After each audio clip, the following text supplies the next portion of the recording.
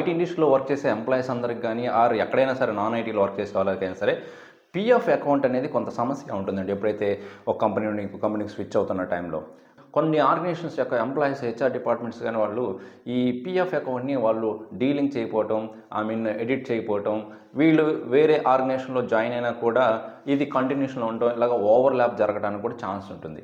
So తర్వాత వాళ్ళు అది ఎప్పుడో జరుగుంటుంది, కానీ వాళ్ళకి ఫ్యూచర్లో సాఫ్ట్వేర్ ఎంప్లాయీస్కి అది ఓవర్లాప్ ఇష్యూస్ కావచ్చు, ఆర్ అది ఎడిట్ చేసుకోలేక, ఎంప్లాయీస్కి ఆ పర్మిషన్ ఉండేది కాదు ఇప్పటి వరకు, ఏది ఎడిట్ చేసుకోవడం కానీ ఆర్ డిలీట్ చేసుకోవడం కానీ.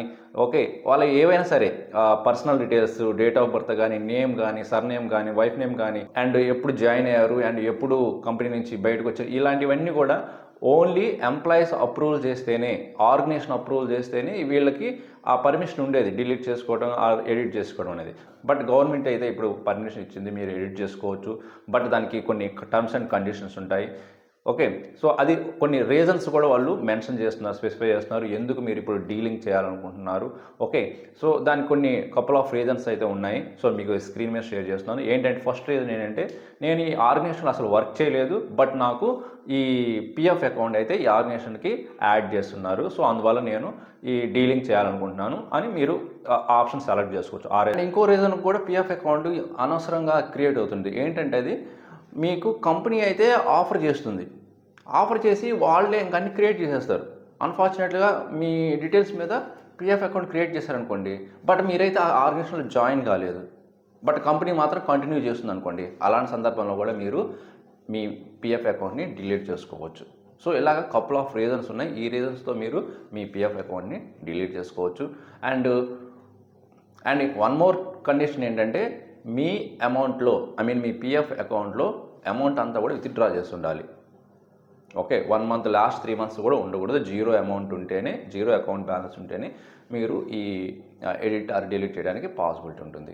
ఒక్క మాటలో చెప్పాలంటే ఇది అందరికి కూడా వర్క్ అవుతుందా లేదా కూడా కొంచెం డౌటే అండి. ఎందుకంటే ఎవరికైతే అనవసరంగా పిఎఫ్ అకౌంట్ క్రియేట్ ఉంటుంది అండ్ అమౌంట్ జనరేట్ కాదు, అంటే మంత్లీ శాలరీ పడకుండానే పిఎఫ్ అకౌంట్ క్రియేట్ చేసి ఉంటుంది చూడండి, అలాంటి అకౌంట్స్ని డీలింగ్ చేయొచ్చు.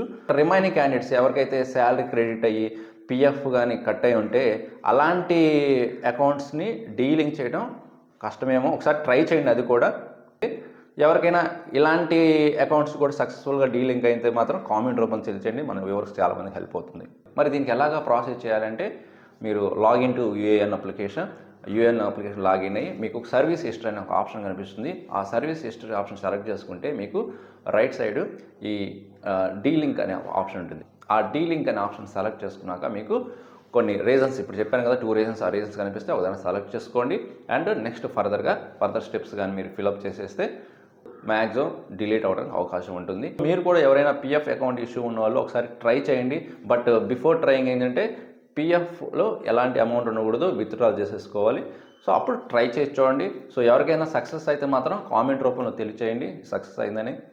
సో మన వ్యూవర్స్ కూడా హెల్ప్ అవుతుంది. సో ఇది చాలా యూస్ఫుల్ ఇన్ఫర్మేషన్. ఎవరైతే పిఎఫ్ అకౌంట్తో చాలా ప్రాబ్లమ్ ఫేస్ చేస్తున్న వాళ్ళు ఐటీ ఇండస్ట్రీలో, సో వాళ్ళందరికీ షేర్ చేయండి అండ్ మర్చిపోకుండా లైక్ చేయండి. ఇంకొక మంచి యూస్ఫుల్ కంటెంట్ మళ్ళీ కలుద్దాం. Thank you very much.